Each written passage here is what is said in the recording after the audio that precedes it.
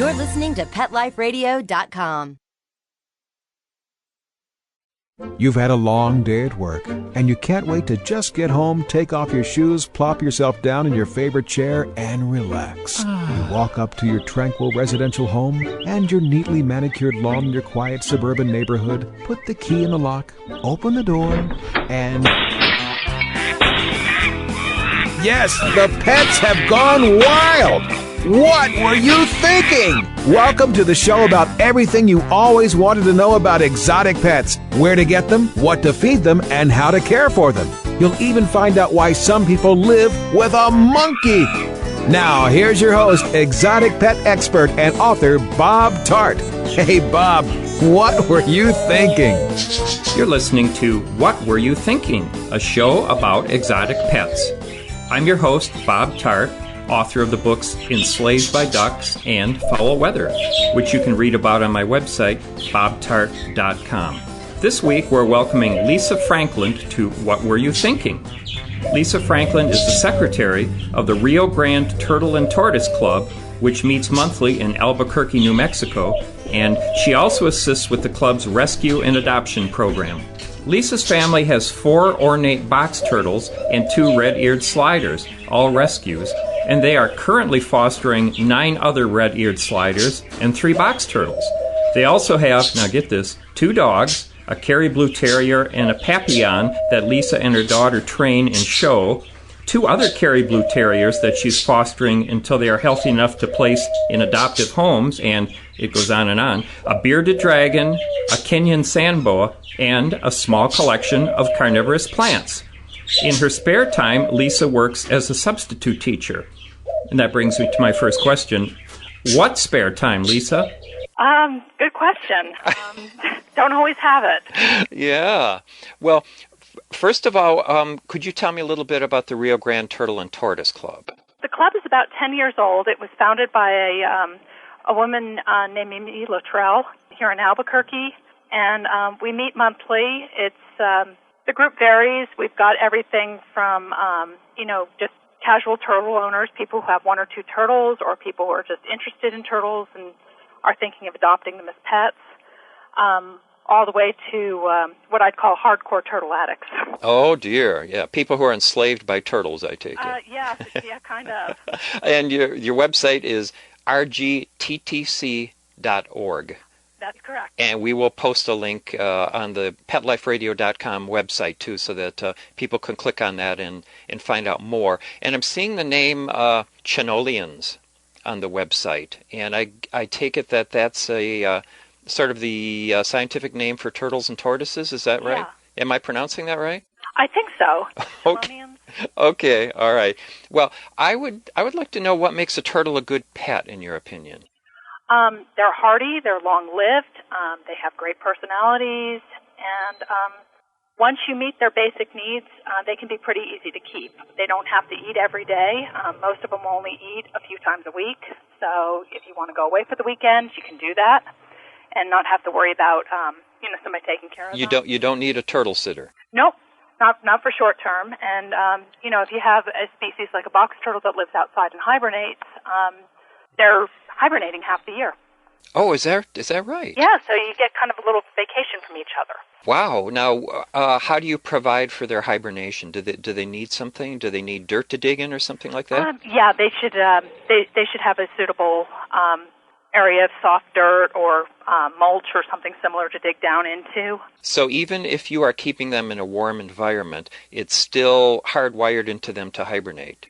Yeah, and in the cases where I've had to keep box turtles in for the winter, sometimes it can be a bear to keep them, up and active. Oh, okay. But sometimes you need to do that? You need to keep them active? Yeah, if they're sick or injured. Oh, I got you. They need to stay in. And some people keep hatchlings in, too. Mm-hmm. Just to make them grow a little faster. Right. And so you and or the club take in sick and injured turtles? Yeah, sick, injured, unwanted. Okay. I was just at a local rehabber's house. I'm in Michigan, and I was at Wildlife Rehab Center a couple days ago, and they had a small turtle. It was a slider, and it was hit by a car. But luckily, there wasn't too much damage. There was just a little crack on the bottom shell. I don't know what the technical name for the bottom shell was, but Plastron. I'm sorry, what was it? Plastron. Okay, but Peg thought that it would heal just fine. She said sometimes they actually use fiberglass. Yeah, we actually have a box turtle that's been with one of our club members for about 4 years now. His name is Patch, appropriately enough. Oh, He was my. literally taped back together with fiberglass tape. And how is Patch doing? Fine. He's been out in the yard for a couple years. He's been hibernating. He's been courting the ladies, fighting with the other males. That's very good. You mentioned that they have great personalities. So could you tell me a little bit about that? Yeah, the box turtles and the sliders, which are the two species I'm, of course, familiar with, can be very outgoing. They learn very quickly to look to you for food. And I know my box turtles will literally come up on the patio when my husband and I are out there begging for food. So they recognize you. Yeah, and they will come running, Oh, that's very looking nice. for handouts. When I see the head of a turtle, it sort of reminds me of a parrot head, especially a larger turtle. And they just look kind of intelligent to me. They have a really smart look to them. Have you found that to be true? I don't know. I really don't know how you gauge intelligence on, one of these guys. They can't learn tricks like a dog. Mm-hmm. They can come when called. Mm-hmm. So I don't think they're stupid. Yeah. But, it depends on what you consider intelligent. Yeah, I guess I just think of it as sort of that you can interact with them on some level. Mm-hmm.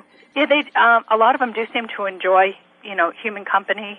They do not like being picked up and handled, though. Okay. Now, if you had two turtles of the same species, like two red-eared sliders, would they have different personalities from one another? Is that a possibility?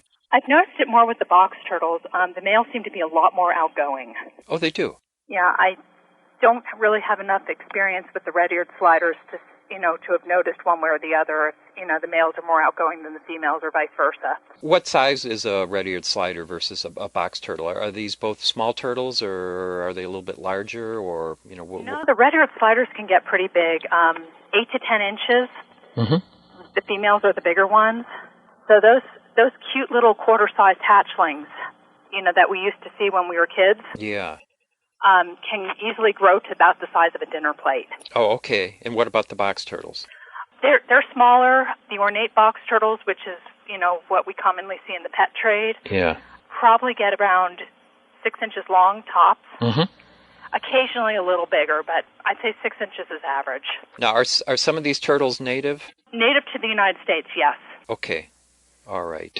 The ornate box turtles are the main subspecies of western box turtle, and they range all the way from Wisconsin down through the plains and into Texas and southeastern New Mexico.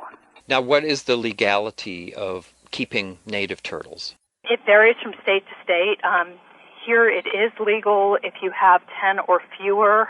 Is that depending on the species? That's for box turtles. Some turtles have no limits. Mm-hmm. Red-eared sliders are one of those, and that's just for New Mexico. Right. Yeah, I know. Other states vary. For example, Florida just banned red-eared sliders. Okay, because they're afraid of them being set free and becoming some kind of a nuisance animal? Yeah, an invasive species, just Yes. like the Burmese python in the Everglades. They are, again, hardy, adaptable. They can crowd out native species. They can interbreed with closely related species, such as, I believe it's the yellow-bellied slider in Florida. Mm-hmm. And there's probably some endangered turtles you can't keep, too, I would imagine. Because in Michigan, there's a turtle called a Blanding's turtle, which you've probably heard of, and I guess that's pretty rare. Yeah, there's, I know in New Mexico, actually there's no state law specifically addressing that species here because they're not supposed to be native to New Mexico, but desert tortoises are federally protected. I just saw one of those yesterday. Those are really intriguing-looking animals. Yeah, they're just neat animals. Yeah, and those get really large. I think that was, again, at Wildlife Rehab Center, and Peg told me that they can weigh up to about 300 pounds. Does that sound right? No. I'd say about 25 pounds is the upper limit. Okay, maybe she had a different kind of turtle then and wasn't sure about the name. Well, that's big even for a sulcata, an African spur-thighed tortoise. Yeah, I just was looking at that on the website. So it may be she didn't have all the facts about it, but it was a beautiful-looking turtle or Yeah, it might have tortoise. been an Aldebaran tortoise. Oh, okay. All They're right. the second largest tortoise species in the world, behind the Galapagos. Yeah, I remember seeing those at the local zoo here, and especially when I was a kid, they just looked absolutely huge. What kind of housing do your turtles need? The box turtles here that I have live primarily outside, except if they're sick or injured. Mm-hmm. Then I keep them inside while they're recovering. But the ornate box turtles really do not do well in captivity. We will only adopt to outside homes. Oh, okay, so they need to live outside is what you're saying? Yeah. Okay, so if you're making quarters for a turtle outside, it probably has to be predator-proof, is that right? Yeah, definitely protected from dogs. Okay. Even though I have dogs here, they are never left alone together. Yeah. And other people have separate areas for turtles and dogs. Some of the most badly injured turtles we see are what we call dog chews. Oh, no kidding. See, I figured if a turtle retreated into its shell that it was pretty safe, but I guess that's not the case. Well, the limbs are, but not the shell. Oh, yeah. If you've got a good-sized dog, they can really gnaw at these guys. They'll peel the outer covering off the shell, called the scutes. Mm-hmm. That's the colored part. Mm-hmm. They'll gnaw the edges of the shell. They can even break the shell with their jaws. Oh, that's very nasty. Yeah. Now, what do the turtles eat? Box turtles, pretty much anything. They are definitely omnivorous. Okay.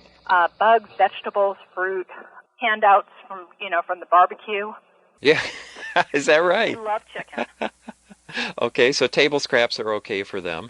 A small amount of table scraps. Okay. My guys get primarily, chopped up fruits and vegetables with a little bit of soaked dog kibble mixed in. Okay, that sounds good. That sounds very healthy. Yeah, and then they subsist on what they find in the yard. Like, this time of year I've got ripe grapes outside, and they feast on those. They go after snails. They go after earthworms.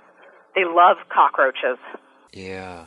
Yeah, that's good. That's good. We've got some big ones here. Do you really? Yeah, you could practically throw a saddle on some of these. Well, how did you get interested in turtles? I always loved them. I grew up in New Jersey, and we had the eastern box turtles there, and encountered them quite a bit when I was growing up. You don't see them nearly as much now, and like I said, it was just always fascinating. Yeah. What surprised you the most about turtles once you started keeping them? Just that they do have such different personalities. Mm-hmm. Some of them are very shy. Others, they'll come running when they see you. Yeah, I like that. I like that a lot. Do they seem to make eye contact with you? Some of them, especially the males. Yeah. I've got one boy here named Spike. He's actually the subject of a monthly column in our club newsletter. Oh, when is that going to be out? Is that out right now? Yeah, that comes out. It comes out the beginning of every month. And is it online? I think there may be some back issues. Okay. So we might be reading about Spike online. Yeah. He handles the monthly question and answer column called Ask Spike. Oh, okay. All right. And I get to ghostwrite for him. Well, that's nice of you. He probably has a little bit of trouble hitting the right keys on the word. Yeah, they don't really have thumbs. No. It's hard. No. We'll be back in just a minute with more from Lisa Franklin. She's a secretary of the Rio Grande Turtle and Tortoise Club. And I'm here with my wife, Linda, right now. Hi, Linda. Hello. I wanted to let people know that next week is a special show that I am visiting Peg Markle, who is the, I can't remember her title, something like the executive director of the Wildlife Rehab Center in Grand Rapids. Does that sound right, Linda? Something like that. Yep, that sounds about like it. And do you want to say a little something about Peg? Oh, we love Peg. She's just the best. We just are crazy about her, and you should see all the wonderful animals she's got over there. Peg will be showing me some of the animals that she's rehabbing right now. And among them is a slider, like the one that I'm talking about with Lisa.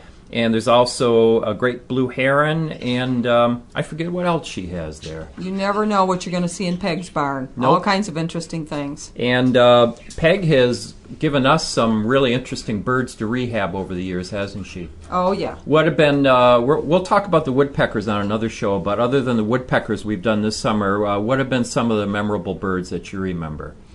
Oh, cedar waxwings, robins, And how about those nighthawks? Baltimore Orioles, those nighthawks were just beautiful. Yeah, we had a pair of common nighthawks, and they were really just wonderful birds. Beautiful, unusual looking. Yeah, the babies would just sit. We call them babies, but they were pretty big at that point. But they would just sit and not do much until you showed them food. And they had this mouth that looked like it was the beak looked tiny, but when they opened their mouth up, it was just huge. It was like a frog's mouth. It's just crazy. You just wouldn't expect anything like that. So anyway, I'm going to visit Peg next week, and right now we're going to take a break, and that's for the benefit of whatever sponsors that our show has managed to attract.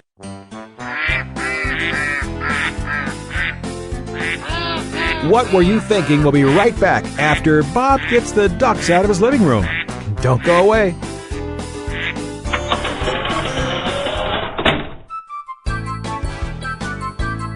There's nothing like a shaggy dog, baby. They're shagadelic. And this is the place to find out how to have harmony in the household with your pets. Oh, yeah. So stop by our pad every week and get switched on, baby. Switched on to the show that's all about attitude. Oh, behave. With your groovy host, pet edutainer Arden Moore. Yeah, baby, yeah. Every week on demand on PetLifeRadio.com. Pets are part of the family, and when traveling with your dog, there's only one magazine to include when packing your doggy's duffel bag, and that's Fido Friendly, the travel and lifestyle magazine for you and your dog. Each bi-monthly issue includes hotel, city, and state reviews, and doggy destinations to explore with your furry companion. Fido Friendly magazine can be found at Borders, Barnes & Noble, PetSmart, Pet Boutiques, and Fido Friendly hotels nationwide. Or you can go online to subscribe at www.fidofriendly.com. So get traveling with your pet today and leave no dog behind. And remember, Fido Friendly's the only magazine dedicated to the travel lifestyle of man's best friend, and the one magazine your dog will thank you for.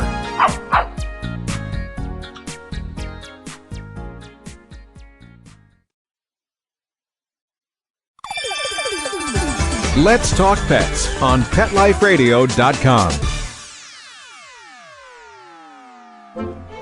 Okay, ducks are in the pond, rabbits in his hutch, and monkeys... Oh, in my car! Oh, okay, well, I go check my insurance policy. We'll turn you back over to Bob.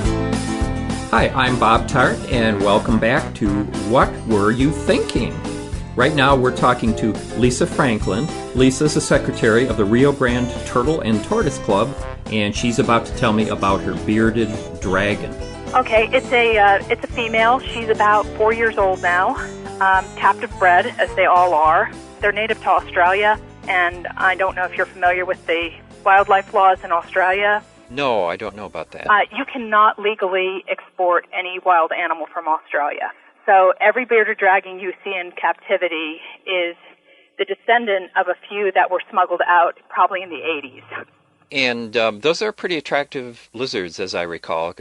I've seen a couple of them. What's the life expectancy of a bearded dragon? Most recent information I've read is 10 to 15 years. Okay. All right. So they've got a nice lifespan. They get to a pretty good size, 18 to 24 inches tops.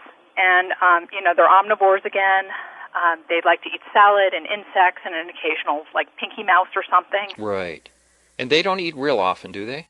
A few times a week once they're mature. Okay. And does your bearded dragon live outdoors or inside? No, she's inside. We've got a 40-gallon setup for her with a light and, a basking spot and a hiding place and a water dish.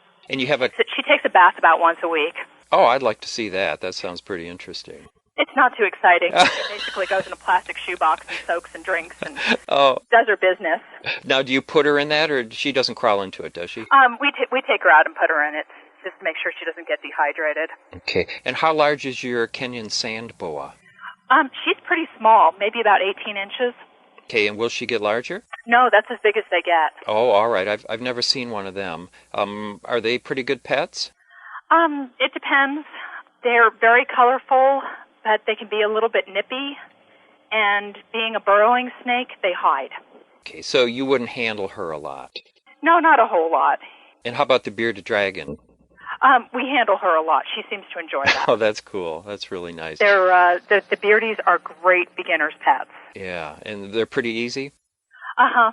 Once you have their basic needs set up, like any diurnal lizard or turtle that you keep inside, you need to have special UV lighting. Yeah. And, all reptiles need a temperature gradient because they're cold-blooded. So they need to be able to move around. Yeah, and you need to have a warm side of the cage and a cold side, cooler side of the cage. Yeah. So she's got in addition to her heat lamp, which also puts out UV, she has a heating pad. She's a very spoiled lizard. I'm glad to hear that. She probably deserves it. Yeah.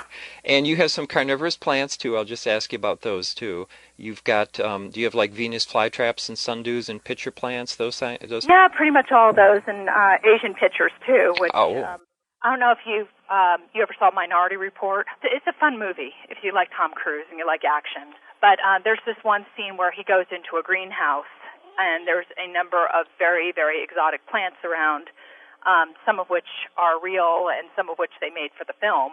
And the majority of the hanging plants were actually Asian pitcher plants. Oh, no kidding. They're very exotic looking. Oh, they must be, yeah. And some of them put out huge pitchers at the ends of their leaves. They look like drinking glasses. Now, where do you keep them? Hanging. Yeah, you don't need, do you have to keep them in a really humid environment? Yeah, they like humidity. And you don't have a lot of humidity in Albuquerque. No, unfortunately. Oh, we have too much here. I think I'll trade you. Yeah, I kind of miss that. Oh. But yeah. Sometimes it's nice. We don't have to worry about mildew in the bathroom. No, you don't. I don't think so. Well, listen, thanks so much. I really appreciate your talking to me. I've been talking to Lisa Franklin. She's the secretary of the Rio Grande Turtle and Tortoise Club, and thanks for being our guest. Well, thank you.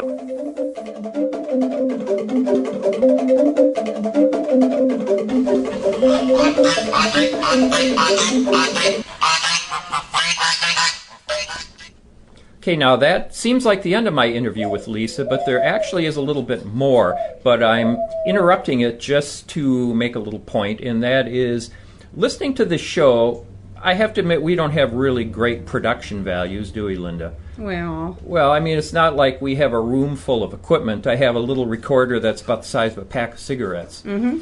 So you might think, listening to how we normally do the show, could it get any worse in terms of how Bob puts the show together? Well, it could, and I'll show you right now. See, what happened was, after I signed off talking to Lisa, Lisa had one more thing she wanted to mention, and I said, no problem, just tell me what you want to say, and I will cleverly insert it right into the recording, and no one will even ever know that I'm editing it. Mm-hmm. But what happened was, I did such a terrible job. I had an allergy at the time. I have allergies, but I was suffering a little more than usual from the fall here in Michigan. Little drowsy lapse there. Yeah, I'll say. And so I wanted to let you know just how much worse this show could sound than it usually does. And there's a special surprise guest appearance by Linda, isn't there? I even helped goof things up a little bit. What happened was I was working in the kitchen and I forgot he was doing this show upstairs. And I had somebody I had to call, forgetting he was on doing his show. And I quickly picked up the phone and went, oop! I don't think I even said much, but I hung it back up. So anyway, back to the segment with Lisa that was supposed to be just cleverly edited into what you just heard, but I decided has a little more entertainment value if you hear it the way it is right now. So it's the Pet Show bloopers.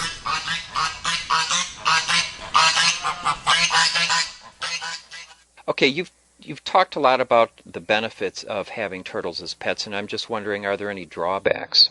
Yeah, definitely. These are very, very long-lived, and I'm sorry. Now my caller ID is beeping. I have no idea how to turn the darn thing off. Drat. I didn't even know we had it, so I think it'll probably beep once more. So if you don't mind waiting a second. Okay, why don't you? Well, I'm sorry about that. Why don't you? No, it's okay. I'm glad I'm the only one that. I'm not the only one that has these problems. Oh dear, with technology. Okay, so if you don't mind starting your answer again.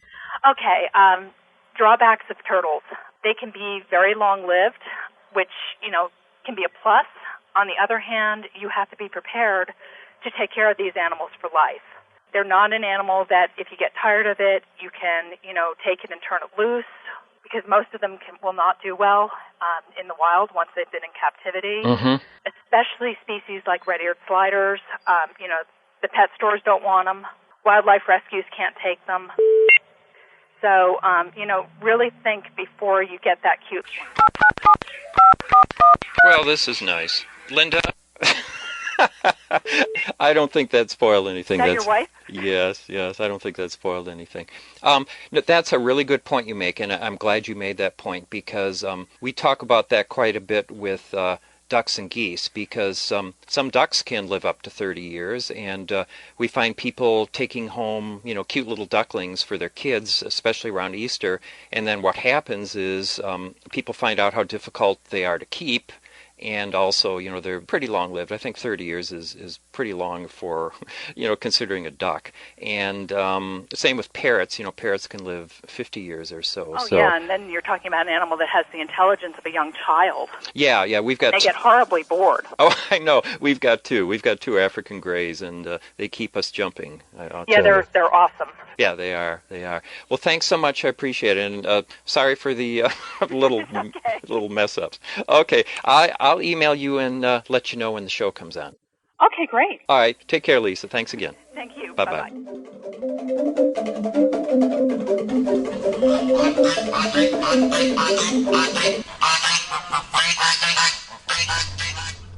Hello, Bob and Linda here.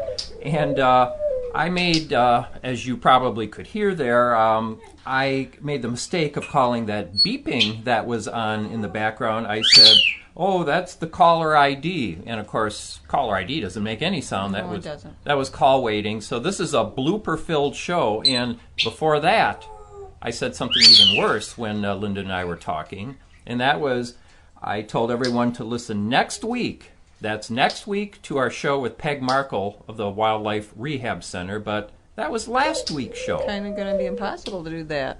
Well, actually, yeah, you might think we're in a time warp, but what it is that we do a lot of shows ahead of time. In fact, at one point we were 4 or 5 shows ahead of what was posted on Pet Life Radio. And so because of that, I sometimes forget what's scheduled for next week, what's run the week before, or, I don't know, what's running in some weird parallel universe. I don't know. Exactly. So anyway, I got that out of the way, and since we have a couple minutes, of course, I can't let any opportunity go by and not promote my books, Enslaved by Ducks, and I'm proud to say that thanks in part, and maybe completely, to the folks who've been listening to our show, Enslaved by Ducks is now the number one selling book about pet birds on Amazon.com. That is so great. Yeah, so thank you to all you folks who've been listening to the show and buying it. Thank you. Yep, and my second book, Foul Weather, which is only out in hardcover right now, the numbers have gone way up on that too, and that's also thanks to people who have been listening to the show. And they're both books about pet birds, about ducks, geese, hens, turkeys, and of course our indoor parrots. So all our pets. Yeah, I think people would like that. Now, Linda, what do we want to say about hearing from our listeners? We would love to hear the stories about their pets. That's right, because I can't say it enough times. Buy my books, but that's not what I meant to say. What I meant to say was I can't say it enough times. We want you to be a guest on our show if you have a pet that you want to talk about. And our email address is, it's very easy, it's just bob@petliferadio.com. So what kind of animals do we want to hear about, Linda? Whatever kind of pets they've got, besides cats and dogs, just whatever different sort of pets they have other than cats and dogs. Now, on shows that, now I'm confused. I know that on a forthcoming show, we have Helen Tucker. Helen was talking about a couple pet pigs. Yep. And Linda just did a real nice interview with Helen. That was really fun. You're going to like that. Yeah. We want to hear about your pigs. And we had Wade Harrell on talking about tarantulas and arthropods. And, of course, Lisa Franklin was on this show talking about turtles and tortoises. And anything that you would like, is the funny things that your pet has done, anything that you would like to talk about in regards to your pet. We know that your pet has done fun things and things that are memorable. We would love to hear about them. That's right. And we're looking for people who have, maybe pet skunks. That I would love. Yep. I would love to interview you if you have a pet skunk. Yep. Maybe a chinchilla. Maybe, now it says at the beginning of the show you might have a pet monkey, and I'm not in favor of monkeys as pets because I've heard before that people only keep young monkeys as pets and they get hard to handle when they're older. But maybe if you're someone who has done rescues and that you are taking in monkeys that other people would otherwise put in the animal shelter, we'd like to hear about that too. I bet you have some wonderful stories. We would love to hear them. Yeah, we absolutely would. That pretty much brings us to the end of the show, and we'd like to thank everybody and remind you again, our email address is bob@petliferadio.com. Please email us and tell us you want to be a guest on our show and talk about your parrot, your rabbit, any animal you have. If you're a person who has interesting stories about your animals, we want to hear from you. We do. I can't wait to talk to you, and Bob too. Okay, thanks so much Thank you. to PetLifeRadio.com. Thanks for listening to our show. And to our mysterious producers in a cave in Tibet. Bye-bye now. Bye. Thinking about buying a monkey? How about a ferret or a skunk? Then check out the show that will answer the burning questions. Where do you get them? What do you feed them? How do you take care of them? And most of all, what were you thinking? With exotic pet expert and author Bob Tart. Every week on demand from PetLifeRadio.com.